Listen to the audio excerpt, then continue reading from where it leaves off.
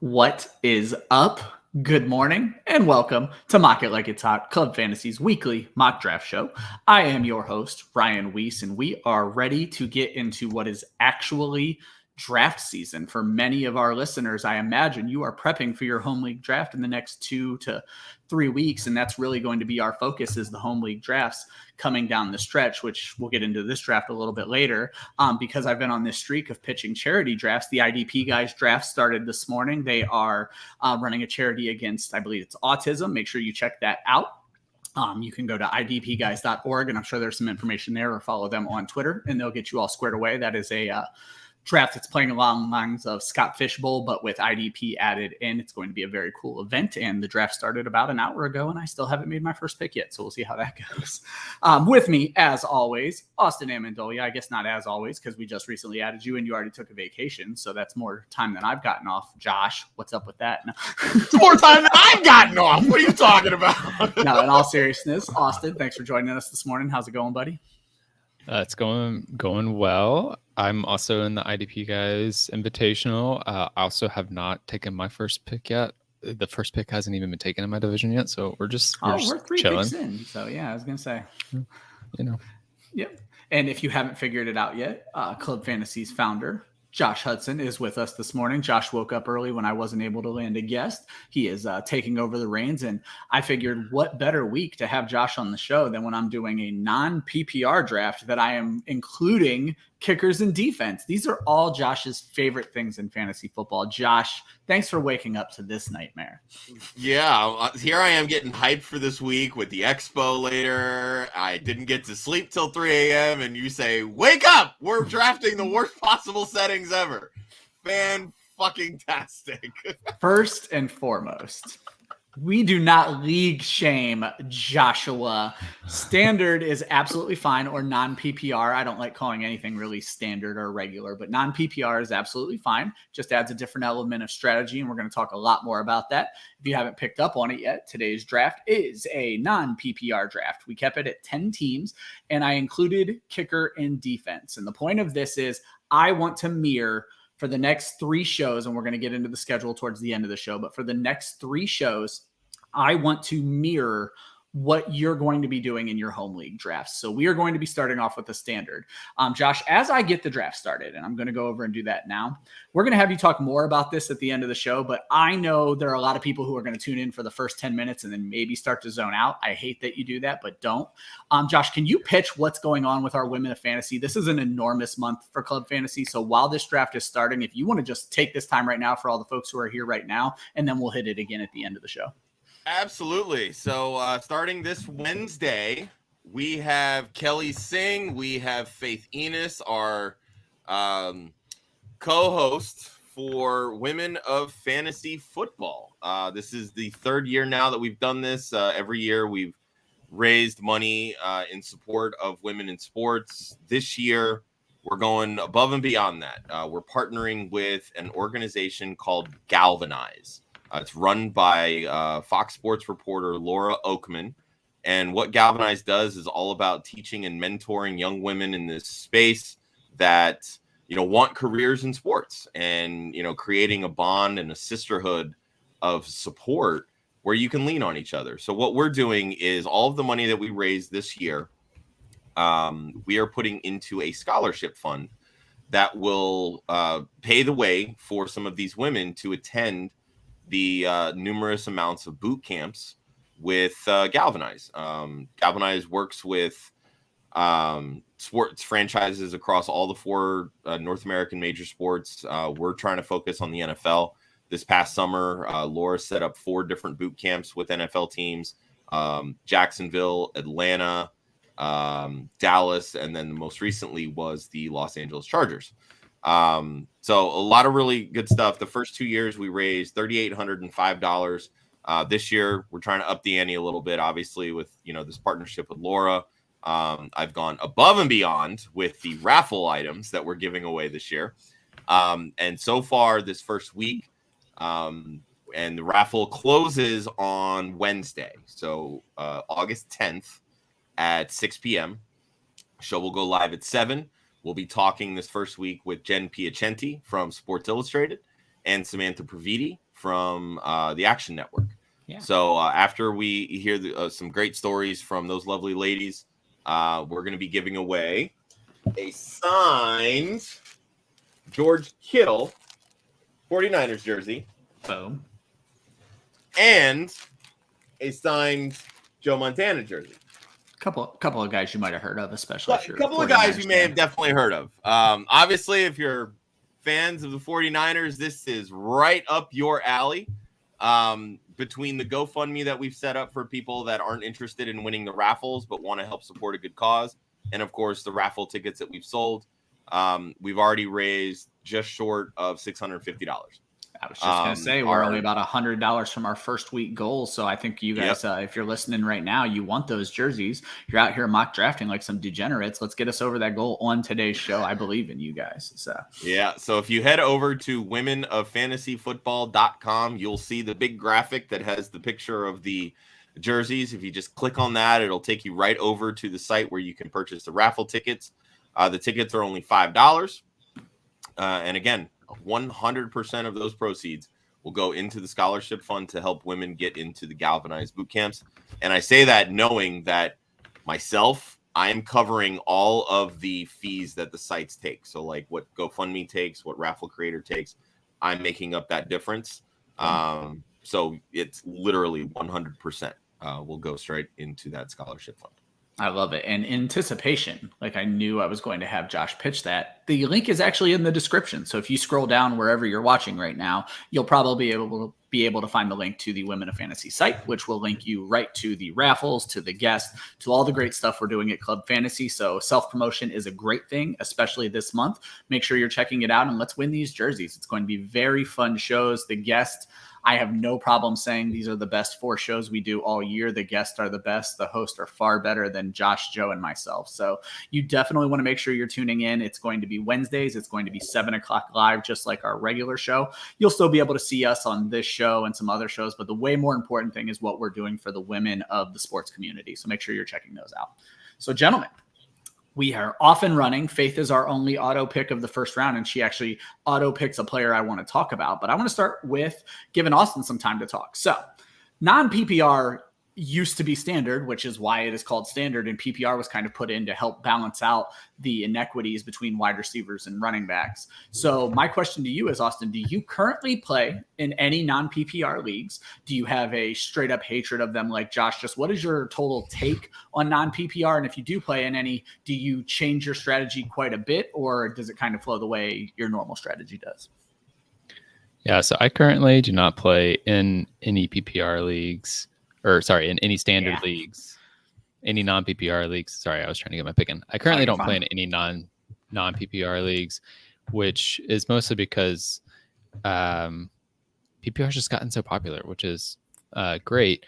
So I'm a little bit rusty on this, and I definitely do change my strategy a bit because obviously there isn't that bonus for receptions. Now we'll get into how receptions are still more advantageous, particularly for running backs because of the air yards involved and how that changes the scoring. But because of it, I tend to be more bullish on going to running backs in the first 2 rounds because I still feel like the receiver position is so much deeper. And honestly, when we were talking about this a little bit before the show, I don't feel as drawn to tight ends. I already hate tight ends as much as it is. Like that position, I just think shouldn't exist in fantasy football anywhere. But because there's no longer points per reception, then you really start to focus more on, can my tight end score a touchdown somewhat consistently in a non-PPR league? And so I tend to be more willing to kind of wait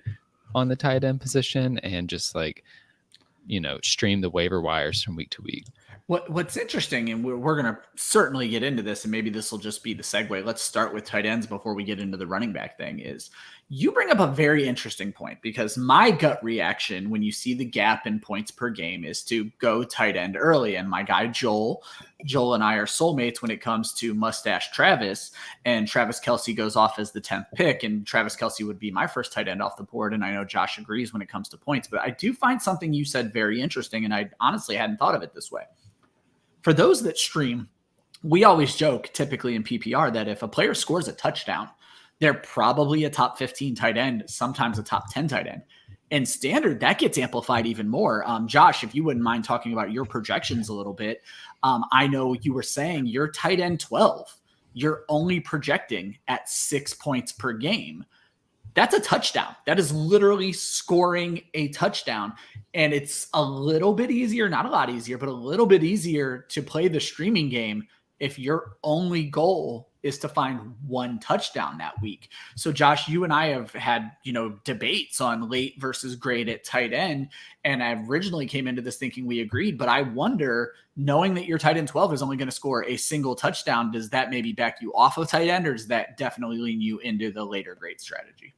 Well, considering I took Mark Andrews at 3-2, no, I still want while that I was talking. So. No, I mean, it's just one of those things where, and you bring up my projections, and I'll kind of give everybody a little sneak peek because, we share our rankings over on clubfantasyffl.com, but our projections aren't. So, for me, just looking at the standard scoring, I only have 12 tight ends scoring over 100 points this year, which goes to show you that the position is kind of a wasteland in standard scoring. But for me, and I'm looking at, well, okay. Yeah, agree to disagree, Austin. Full stop after wasting. But just looking at the top three guys, I have Travis Kelce far and above everybody else, and that goes even into PPR as well as standard. I have him scoring 198 points this year. I think he's going to be by far and away the best tight end. But then I go down to Andrews and Pitts. All three of those guys are over 140 points. And then I have tight end 4 to tight end 12 that are all within 30 points of each other. So for me, there's not outside of those top three guys, you can plug and play just about anyone else at this position. So I would still value the positional advantage that someone like a Kelce or Andrews or Pitts has, because then I can worry about, grabbing a top flight running back off of waivers when someone else gets hurt. And I don't have to worry about consistently burning waiver picks on streaming at tight end, right? So that's kind of the way that I look at the tight end position. And again, not just in standard, but also in PPR. If I can set it and forget it at one of the most difficult positions to grab consistent production, give me that chance 100 times out of 100. And Austin, I'm going to let you present the counterpoint, but I do want to give a shout out to my girl, Kira Wojciechowski, taking Dalton Schultz as the 4th tight end off the board. This is about where I would take Schultz maybe a little bit later in this type of draft. I like to let either Kittle or Waller go off the board, and then I'll take Schultz ahead of both of them. I definitely have him ahead of them. But Dalton Schultz in this format for me is even better. I think Dallas has some touchdown gaps that need to be filled, and I think Schultz is going to fill those touchdown gaps. But regardless, Austin, you've kind of swayed me your way a little bit. I don't know if I'll ever be able to back off of Travis Kelce, especially now that he's rocking the stash. But your point of this bringing all scoring down and it being a little bit easier to stream, do you want to talk more about that, elaborate on it? I didn't give you a ton of time to talk about it. So you're good. And of course, while I make the case for just streaming tight ends, I also took Kyle Pitts in the 3rd round because, again, the receiver position is so hypocrite. It's there are just options available, Joshua. This is what the show is literally all about. So there's a difference here in comparing Josh's team, my team, and Joel's team that I think is really points out the differences in when you take a tight end. So Josh went Christian McCaffrey, Javonte Williams, Mark Andrews. That I feel really comfortable with. CMC, he's number 1 running back in any format of scoring, or at least has that upside as long as he's healthy. For me, I did 2 running backs, and then Kyle Pitts, Naji Harris. We need to talk about Naji Harris in a minute because he's got a little bit of injury concern, but he has the potential to be RB1. Aaron Jones has the potential to score 4 touchdowns in a game. So love that upside. With Joel's team, I feel more nervous because he went Travis Kelce with his first pick, and then he went receiver with his 2nd pick, and then gets James Conner as his RB1. James Conner scored a ton of touchdowns last year, and maybe he does again this year, but I do worry about the touchdown regression there. And so to me, the conversation is like, what are you giving up to go get Travis Kelce in the first round? And to me, you just gave up a clear number one running back, whereas James Conner, like, I think he could be a top 10 running back, but I wouldn't be surprised if he fell outside of the top 20. And I had a small Twitter debate with Sam Wagman, a friend of mine, this morning on James Conner, that the comparison coming out of camp is that Eno Benjamin, however the hell you pronounce the kid's name, is likely to be the solid number 2, and that we may be able to project them as the 2020 backfield, where it was Kenyon Drake and Chase Edmonds. And initially, everyone is running that off as a bad thing. Even in PPR, I went and looked. Kenyon Drake actually carried the ball more in 2020 than James Conner did in 2021 and was utilized on more snaps than Conner was in 2021. I actually think that kind of split would help Conner, specifically in non-PPR, because if the receptions do dip, which is the expectation, we're going to see Conner still utilized. It's impressive if you go look at Arizona's red zone usage since Cliff Kingsbury became the head coach. It is very consistent and it is very plentiful, and I think it's James Conner's work to lose.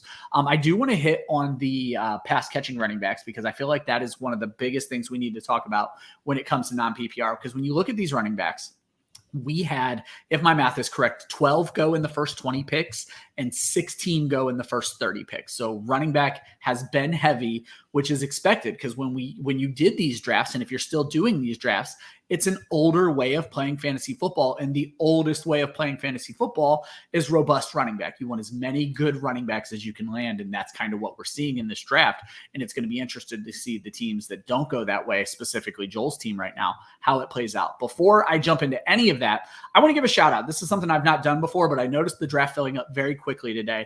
And I think every single person who is drafting with us has drafted with us in the past, and we really do appreciate you. So Jacob Lundy, our friend Nate Markham, Pat J. Penn, Faith, obviously, Optimus Hine just started joining recently and has been in the last 3, I believe. Same for Z Klein.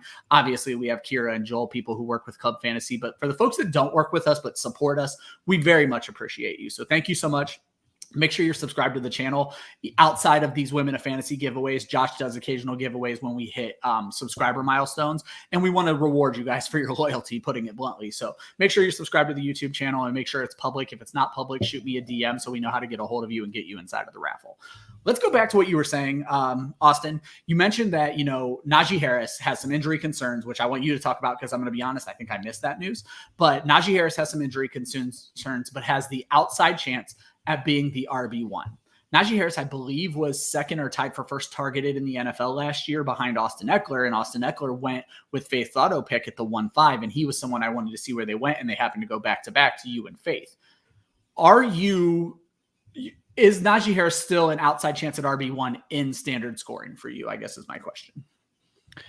Yeah, I think so. And I think because, as we talked about before jumping on the show, when running backs are targeted, the amount of yardage they're going to gain is still greater than what they're going to get just carrying the ball and running between the tackles, particularly depending on the style of running offense that these teams have. You have some of these bully running backs who their job is to run and gain 4 to 5 yards on first down. And that is important from an NFL perspective, and it allows you to feel confident about kind of the consistent usage for those running backs from a fantasy perspective. But that's not getting you as many chunk points at a time as a pass that goes for 5 to 7 air yards, and then you get the yards after the catch from the running back. So receptions are still worth more in non-PPR leagues. It's just that they aren't worth the extra half point to full point premium that you get on those receptions. So I still feel comfortable with Naji Harris, particularly because now I'll talk about his injury stuff. Apparently he's missed a week of training camp because of a foot injury.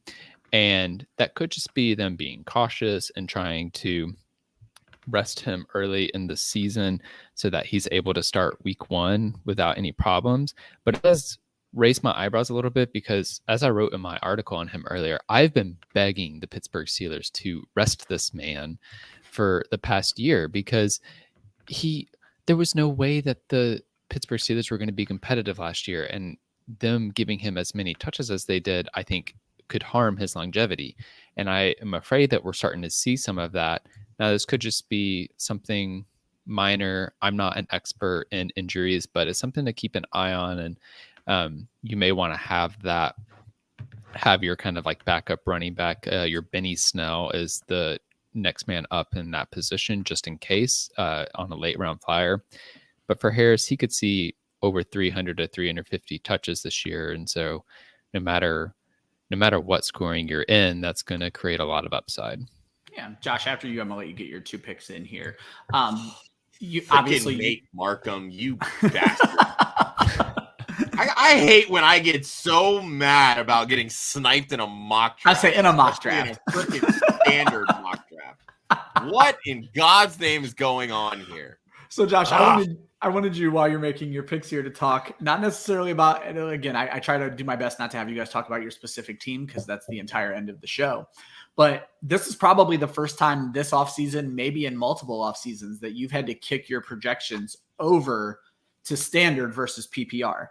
Did you find running backs that you valued extremely more in standard versus PPR? Did you find them to be kind of the same? Or is there anyone specifically that you're like, no, I only care about him in PPR formats? Well, I mean, obviously someone like Nick Chubb takes a big jump in standard. I mean, I've talked about this a lot on Twitter recently. I have Aaron Jones as my RB5 in PPR. He falls to RB9 for me. So I was going to ask about Aaron Jones. Quite a big jump. But outside of that, I mean, I didn't think there was too many like glowing, like, woo, kind of like, wow, they took a big jump for me. Nothing that really stood out immediately. I think Austin Eckler fell from like 3 to 4. Okay. That was really about it that I saw. That makes a lot of sense. Yeah, that was just kind of my thing. And I wanted to just point out a couple of things. I did an article a little while back for Football Guys last year where I looked at the value of a target, simply a target, not catching the ball, versus a carry.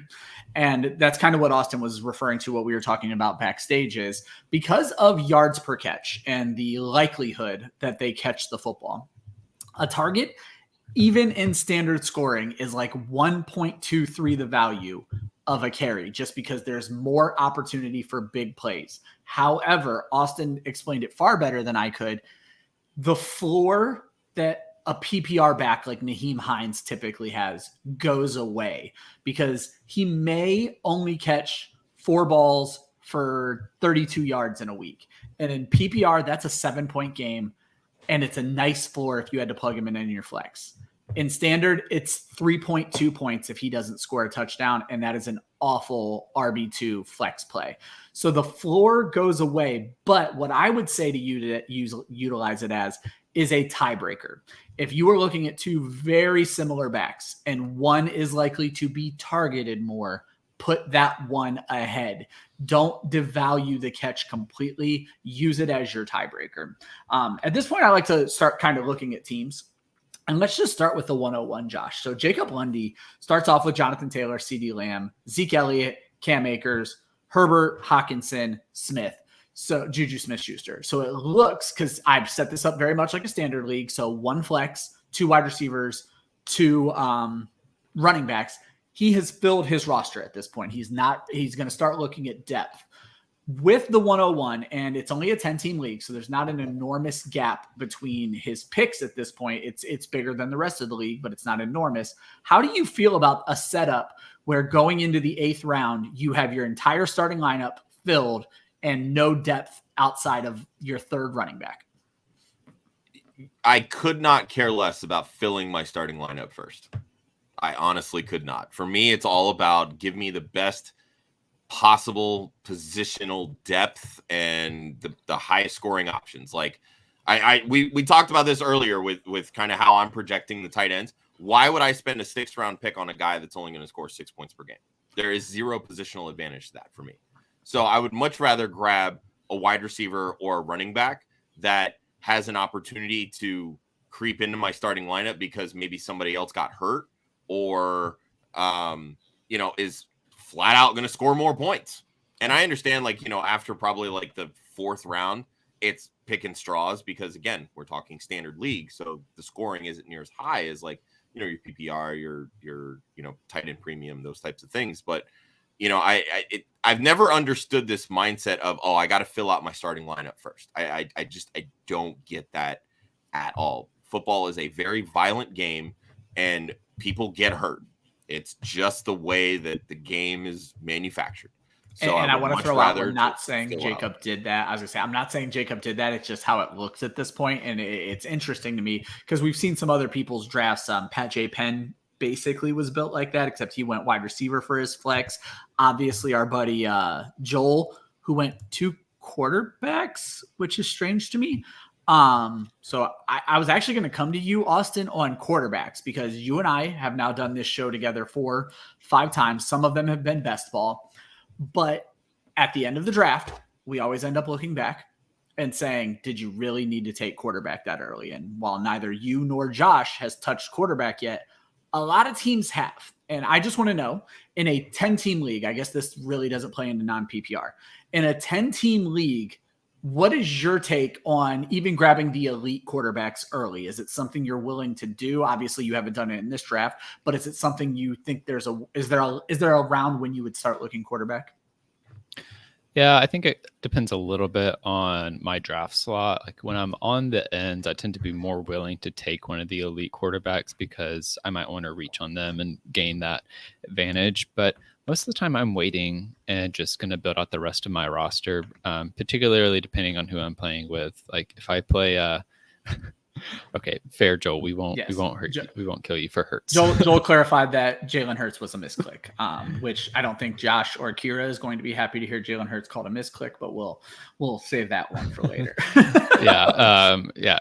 As a side note, honestly, I'm glad that Hurts went because I felt like I was going to have to obligatorily take Jalen Hurts because of my rankings of him that Kira called me out on. So, but no, I feel fairly comfortable waiting. In a 12-team league, I am more willing to take one of the elite quarterbacks early.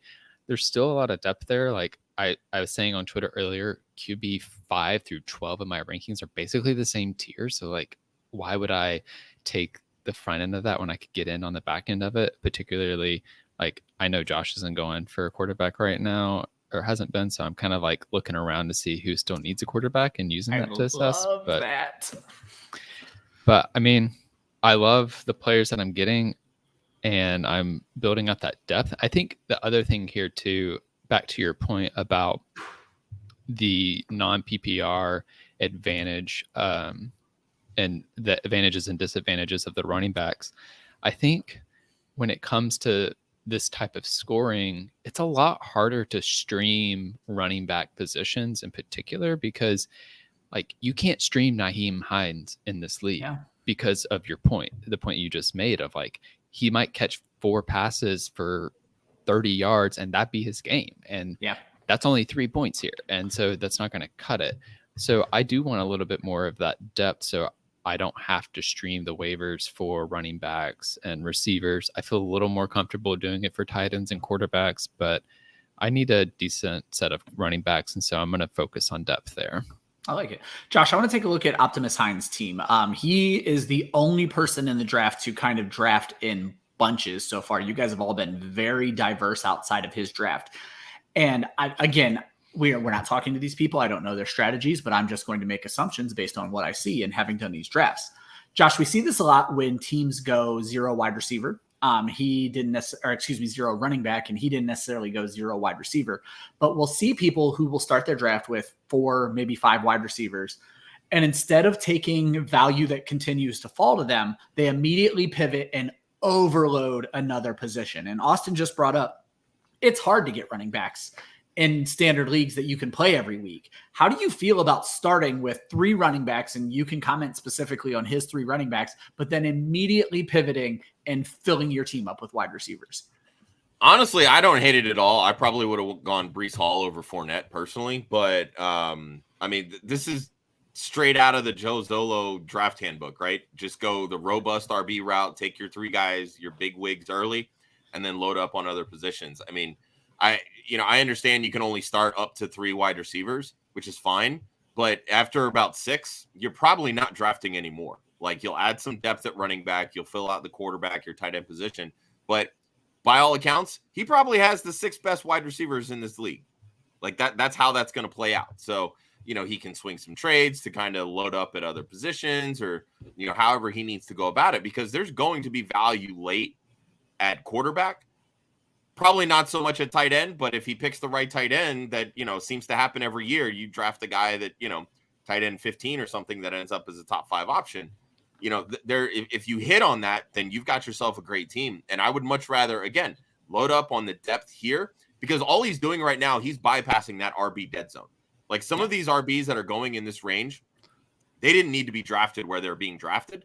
And he's just saying, or, they're just saying, fuck it, I'm going all in on my pass catchers. And I like that, because, again, in these types of formats with standard scoring where you're not getting points per reception, you're playing the touchdown game.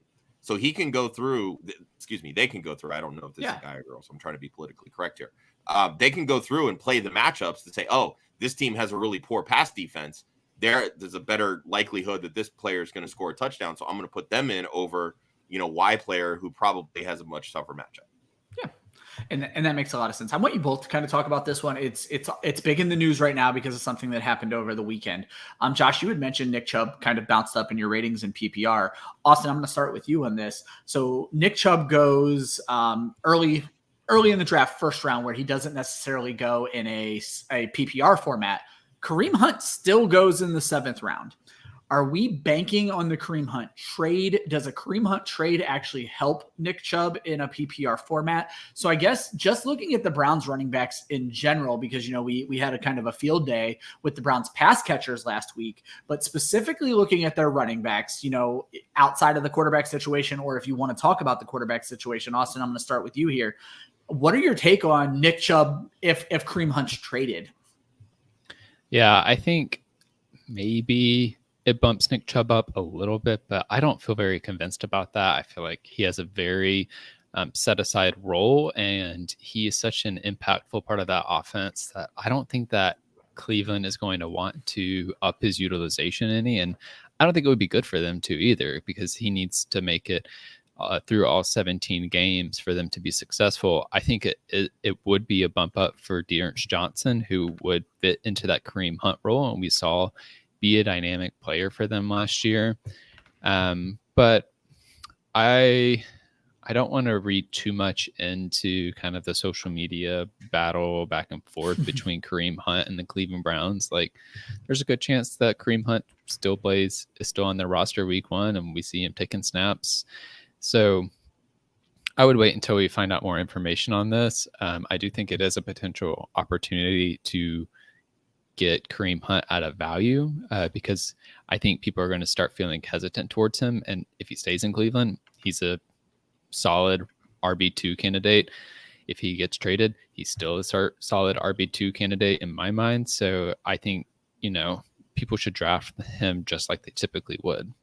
I want to throw one thing out, and it's very early, and I know Joel is more tied into Northeast Ohio than I am right now. I am working on the Browns training camp report for the football guys, and in reading these reports, the Browns have not run a lot of padded practice yet, but Dearness Johnson has not been mentioned one single time in any practice report I've read. Jerome Ford got some positive mention, and he got positive mention as a pass catcher in line with the Kareem Hunt news. And interestingly enough, and of course, I'm losing the kid's name right now, Demetric Felton last year, who was kind of the split between the two positions, he is now listed as a backup wide receiver in the initial depth chart. So they've had a lot of injuries at wide receiver, but be careful with Dearness Johnson, I guess, is the point I'm trying to make here. So Josh, I'm kind of sticking with the Browns at running back right now. You mentioned Chubb took a big jump up. I don't think you've ever been a big Kareem Hunt guy. And does this situation, especially in a standard, back you off of him more? Yeah, because the Browns use him more so in that pass catching role. Like, he's going to get his fair share of carries. But we saw his yards per carry last year take a bit of a dip. And I understand the Browns had some offensive line issues, etc. But he's not the same type of in between the tackles runner that Nick Chubb is. Nick Chubb is an absolute boss as a running back. He might very well be the best pure running back in the NFL. Kareem Hunt is a nice little, I don't even want to call him a change of pace because we've seen him be a viable RB1 in a, full-time starting role in this league. But how many years ago was that? We're going on like 5 years now. Like, I just feel like people really need to get off of the Kareem Hunt train. And you look at too with them, transitioning to, Watson, Jacoby Brissett. These are guys that have athletic ability that don't target the running back position near as much as more stand in the pocket, statue-esque quarterbacks, a la your Staffords, your Bradys, your Derek Carrs of the world. So I'm not even sold on Kareem Hunt being a guy that even if he plays 16 games is going to break that 60 catch or 60 target threshold. Like you're banking on, 6+ touchdowns and 900+ total yards between rushing and receiving. And, my projections don't have him sniffing that. Interesting. So I just, even in standard, I'm out. PPR, I think I have him at like 30 something in the RB range. So we've talked about 2 wide receivers. I'm going to look at Pat J. Penn's team. Austin, we've talked about these receivers pretty much every week, and this is one of the first times I kind of enjoy where they went. So Pat J. Penn, I'm going to scroll up here just for a second while the draft is still going on. Started his draft with Justin Jefferson and Devontae Adams, arguably 2 top 5 wide receivers, and I don't even know how much of an argument there is. He fills out his roster a little bit, but Chris Godwin, DeAndre Hopkins. And I had been complaining for weeks that I thought their ADP should be far closer to each other. And in this one, they were only separated. I mean, they were still separated by 6 wide receivers and about 11 picks. But Chris Godwin, DeAndre Hopkins. Obviously, the reports for Godwin, very much positive right now, but there is still very much a real chance he does not play for the first 6 weeks. DeAndre Hopkins will not play for the first 6 weeks. But he was able to land them as his 3rd and 4th wide receiver. So I guess with this new information on Chris Godwin, where should his ADP correct? And is it influenced? Because he's kind of looked at as a target guy. Is it influenced by non-PPR? I guess, are you comfortable with him going at this point? Is it more about roster construction? I think it's still more about roster construction to me because, again, he has Justin Jefferson, Devontae Adams. So set at wide receiver. Like legitimately is worrying about their flex position and their bye weeks at this point. So I feel more comfortable taking shots elsewhere at that point. The thing that I would still caution about Chris Godwin and wonderful person that we just recently had on the show, Stefania Bell, she talks all the time about return to play is not necessarily return to performance. Great and I think point. that's a very important point when talking about Chris Godwin is we do need to see him play. And he is an incredibly talented player, catching passes from the leading passing quarterback in the NFL in 2021. So like the opportunity is going to be there. It is a question of what does he look like running on that knee? Is it going to be back to 100% week 1? Most likely not. Like how long does it take him to get to 100%? And looking at his contract, they don't need him to perform this year. Really, they need to save him for the length of his contract. So I like having him as a 3rd receiver, especially when you're able to get Amon-Ra St. Brown later on. Interesting. I will say about this roster construction, you have 3 guys that are either injured or suspended. So that's a little bit like you kind of just took your depth away from you from the get-go. But I feel more comfortable having Godwin, Hopkins, and Robert Woods than I do Michael Thomas at this point. And Michael Thomas went before all 3 of them. I was just going to say Michael Thomas went literally the pick before Godwin. And I think that's a what's the word I'm looking for? A result of very positive practice reports for Michael Thomas as well. So I want to get to a user question. We don't get very many user questions on the draft show, but our guy Michael wants to know. Michael Carter, pretty solid running back last year. Some of it may be an exaggeration, if you will. He did not have solid weeks week after week, but he definitely had some big pop weeks. Let's talk specifically in non-PPR because it's what we're talking about for this draft. Josh, is Carter a solid backup with Breece Hall there? In PPR leagues, yes. Standard, we've kind of touched on this, like guys that are coming in and catching passes.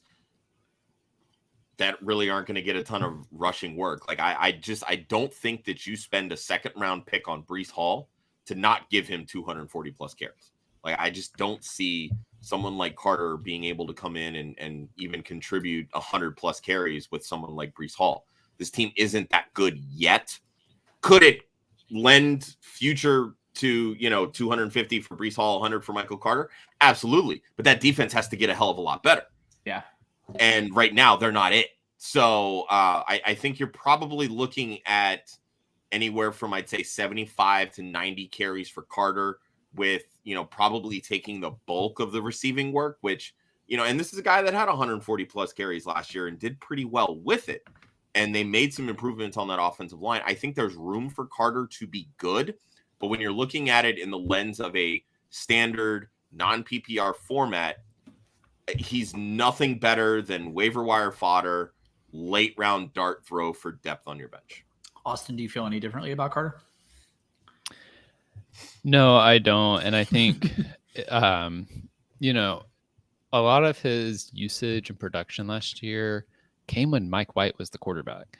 And I think that's an important factor to keep in mind when looking at him. I like Michael Carter. I want him to be a thing, but I just can't legitimately see him as, the kind of backup running back we'd really like to see. And I do think there is a decent amount of unknown to me in this New York Jets offense. They added a lot of pieces this offseason, particularly on the offensive side of the ball, and we're still trying to figure out who Zach Wilson is. So I do want to watch them play a little bit to get a sense of how they're going to use their players, because it could just be a running back by committee and we see more equal usage. But I wouldn't suspect that, given that Breece Hall, he was a first round draft pick for them. Typically running backs taken in the first round, they become the primary back. It's really rare that we would see Breece Hall subjected to even just a 60% snap share. Yeah. Yeah, that makes a lot of sense. One thing I wanted to point out is we had, this is not going to be the oops of the draft, and the draft just finished up. We appreciate all of you guys. We had Cole Kmet go, and there was basically a game of tight end chicken. Actually, Josh, I'm not as mad at it this time. I have some thoughts on it. I mean, it's the 14th round. Exactly. Last round of the draft, and he was the last person to take a tight end. So I found the tight end chicken game interesting. It was between he and Z Klein, I think it is, right next to him. He or she, my apologies. So they played a little game of tight end chicken, and he took the last one. Here's my only concern with Kmet. Put this exact draft together in PPR, and I'm way better with this pick. Leaving Dawson Knox and Hunter Henry on the board in favor of Cole Kmet in a non-PPR league is a mistake. You want touchdowns. Cole Kmet doesn't score touchdowns. So we beat that drum, but I am not going to pick on that. I do have an oops of the draft, and it is not accidentally picking Jalen Hurts, but we're going to talk about that in a second. Before you guys get into your team, you guys talked about something earlier in the draft that was absolutely, I think, Austin, you touched on it. And Josh, I'm going to give you a chance to talk about it here because I think you both were doing it. I mentioned, tight end chicken between those two teams. You two played quarterback chicken. You were the last people to draft your starting quarterbacks. And it comes down to, we'll touch on it again. Was it worth taking Josh Allen in the third round? From this. Kira took the quarterback after. Oh, no, wait. She went Russell Wilson. No, she took Russell Wilson in the sixth or eighth, rather. Yep. So it's all cousins in the same round. I watched it, but yep. Oh, that would have been great. Absolutely. And that proves my point further. Because I always like to talk about the draft where I forgot to take a quarterback and still landed Kirk Cousins with my last pick. But you guys, Josh, I imagine you did the same because Austin, you touched on this. Were you watching each other, Josh? Were you paying attention knowing that he's the only other real competition you have for a starting quarterback? Were you concerned about people taking backup quarterbacks in a 10-team league? Usually I do, but I will be honest, in this case, it did not even cross my mind, probably because I'm doing 3 other things in the background. There you go. Because it's a mock draft and not a real draft. Yeah, right. No, but I mean, at the end of the day, there's only 10 teams. More often than not, you might have half a league that will go through and draft a backup quarterback, right? And I say that being generous. Most leagues aren't going to draft a backup when there's only 10 teams. So, I could get a top 15, 16 quarterback that still has top 12 upside and just play the waiting game. And this is the same thing I did last year when everybody was, not fully on board with the Jalen Hurts train. In your standard home leagues, people forget rushing quarterbacks are what you want in fantasy. And what just happened? I got Trey Lance in the 12th round. And this is what can and probably will happen in your home league. Grab the guy that's going to rack up fantasy points with his legs. Like Matthew Stafford, great. Has the potential for 40 touchdowns. We saw it last year. Tom Brady, great. Has the potential for 40 touchdowns. Has really good freaking weapons, especially if Chris Godwin comes back and Julio Jones stays healthy. But they offered next to nothing with their legs, except for maybe a short rushing touchdown here and there.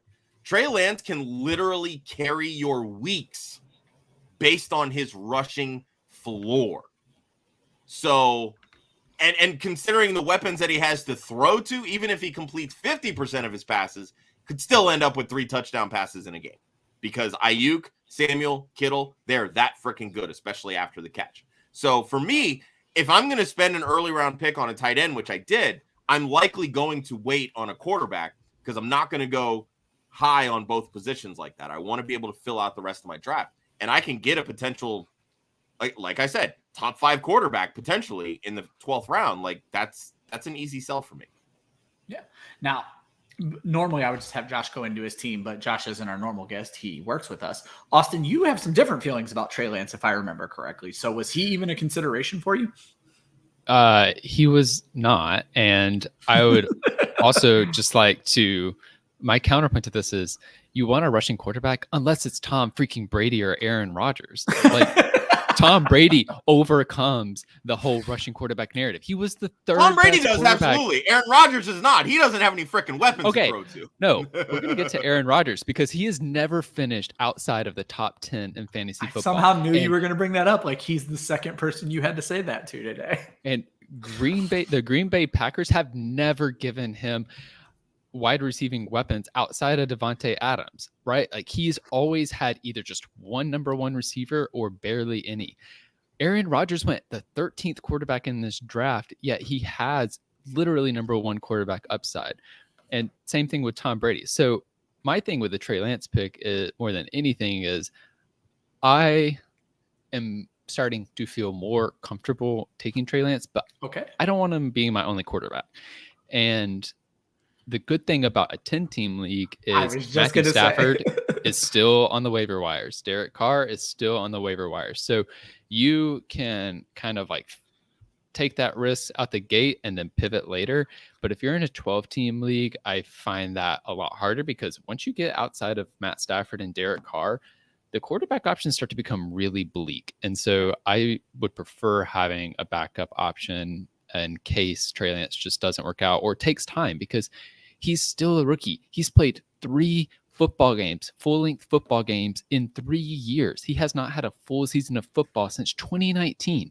And so I do think there's going to be some growing pains, even though the running ability is going to keep him at a steady floor. There you go. Yeah, and I'll be honest, I was, with those last 2 picks of mine, I was strongly considering Derek Carr as sort of like a yin and yang type, flip switch. But again, I mean, it's a 10-team league. I know that if Lance flames out, I can find somebody and I can stream the position.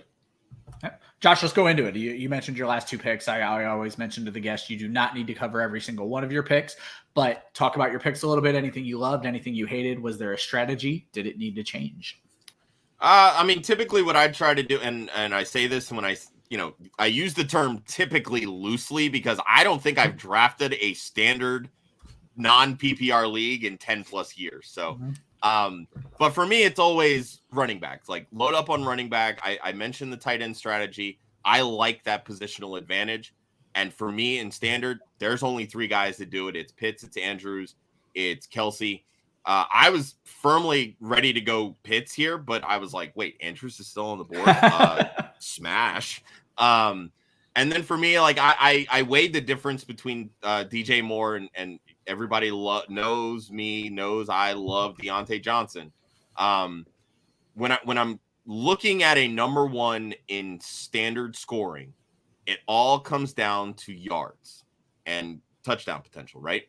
We know that the touchdowns have been missing from DJ Moore's game forever. He just has not been able to put it together. Deontay Johnson can get that.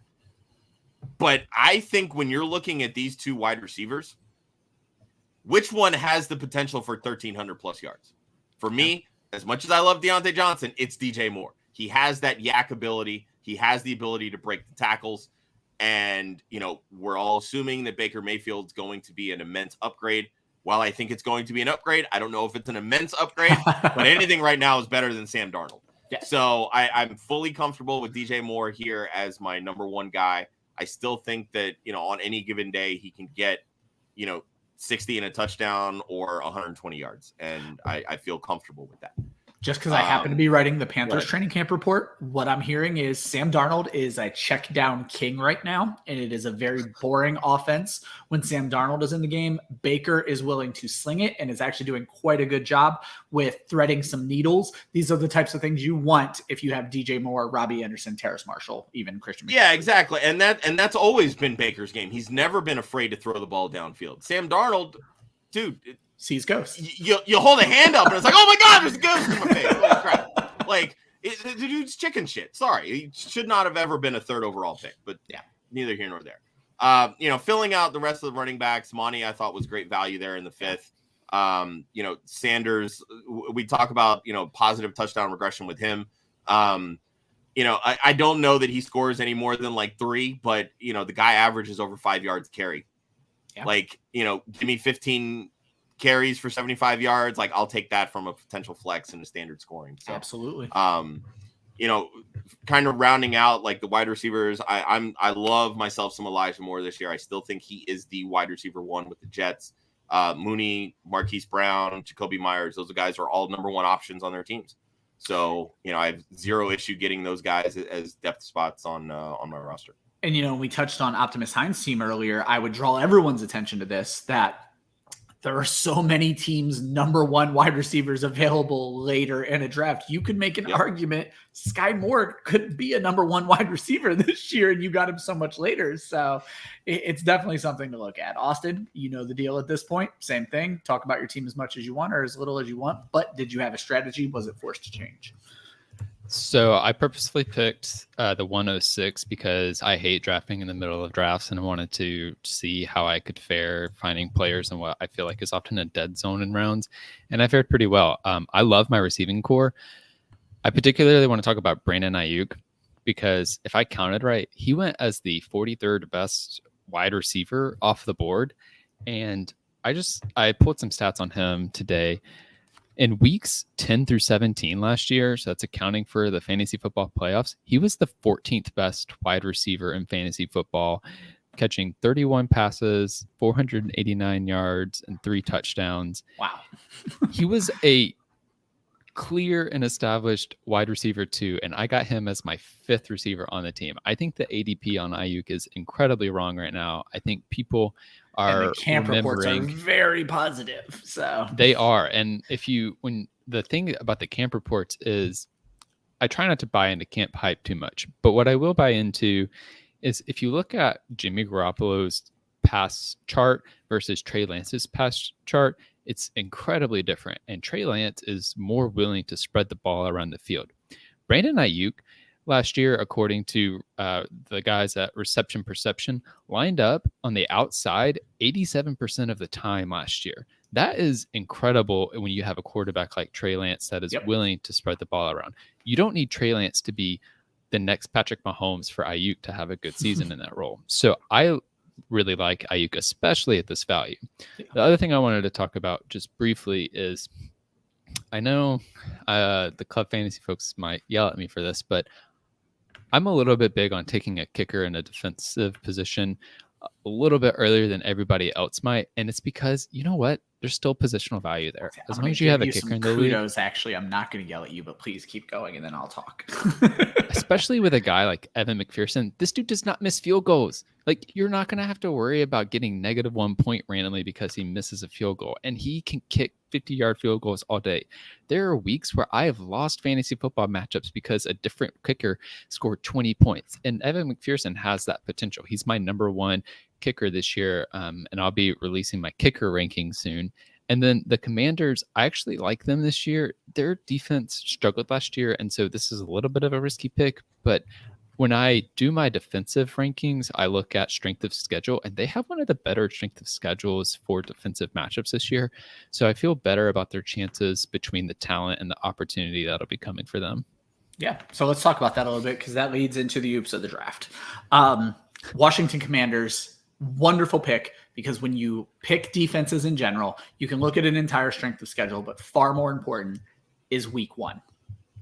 You had Buffalo and Tampa Bay by Optimus Hine and Fantasy Faith 1 round before you took the Washington Commanders. Buffalo starts with the Super Bowl champion Los Angeles Rams in week 1. Tampa Bay starts with Dallas Cowboys, the number 1 yardage offense in the entire NFL last year. You made them the first 2 picks of defense in a draft, and you may not be able to play them week 1 confidently. You may need to start somebody else. My oops of the draft is if you are going to take a defense, please make sure you are going to be able to play them week 1.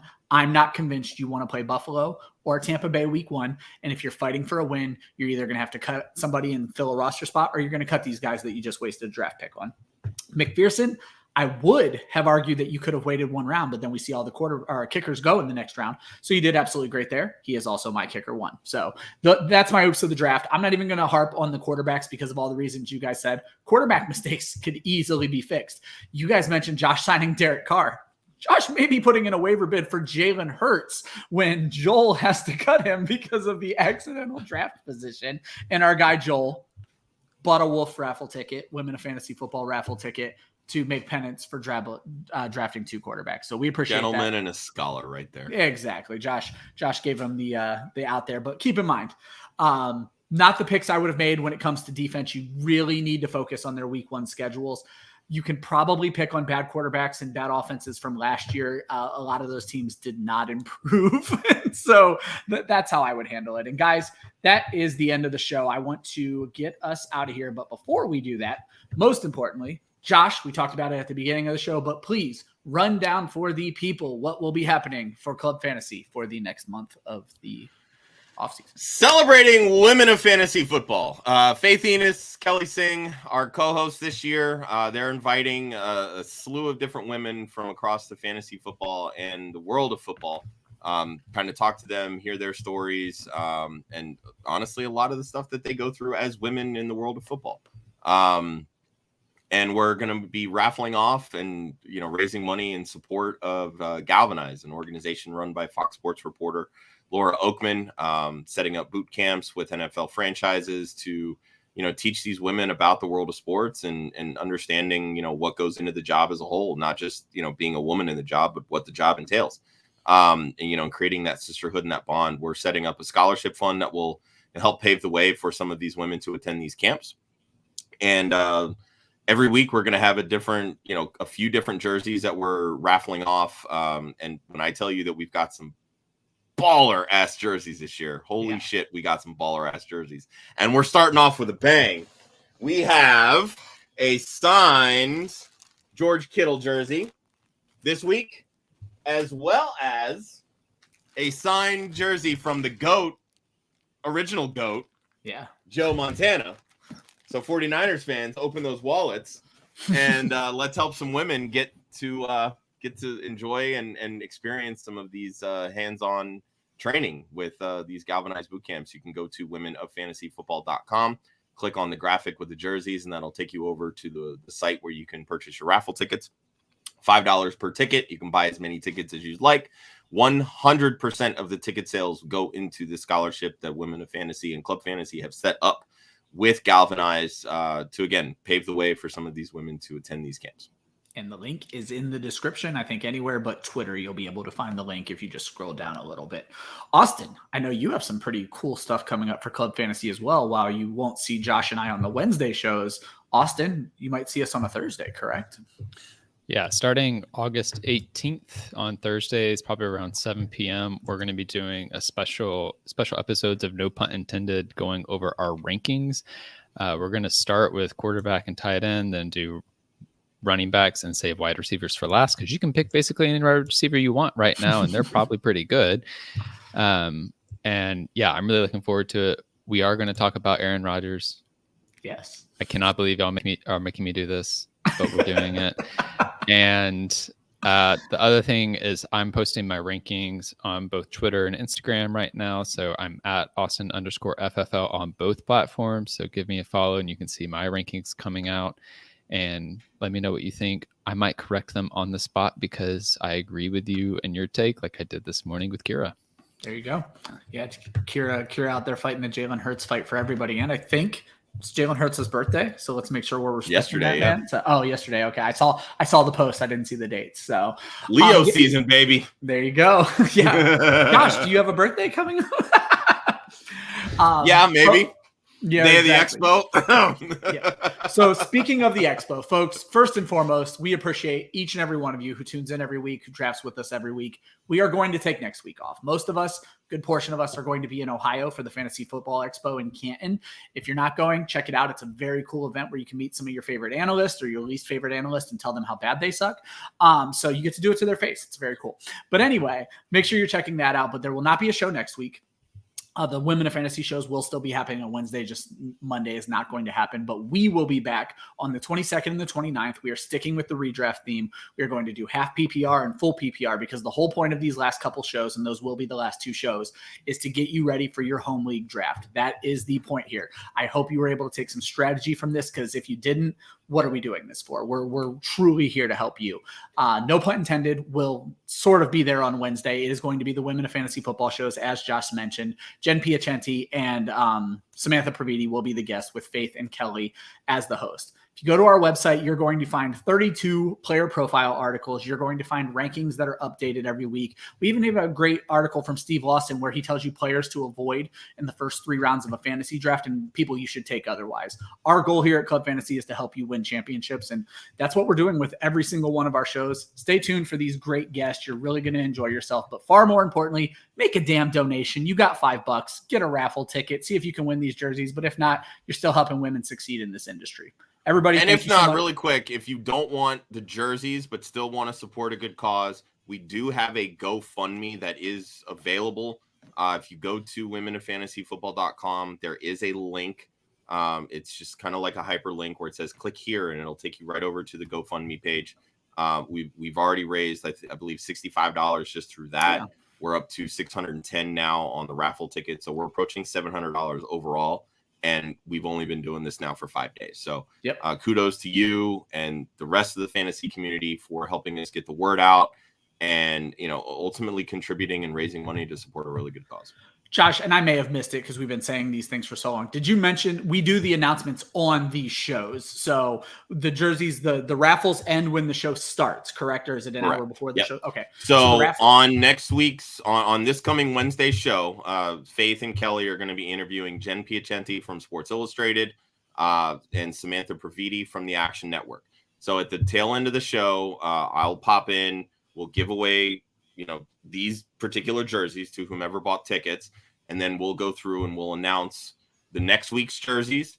And then we'll also announce the next week's guests as well. So we're kind of mixing it up a little bit this year, where instead of announcing all of the guests ahead of time, we're kind of announcing them week by week. So trying something new this year.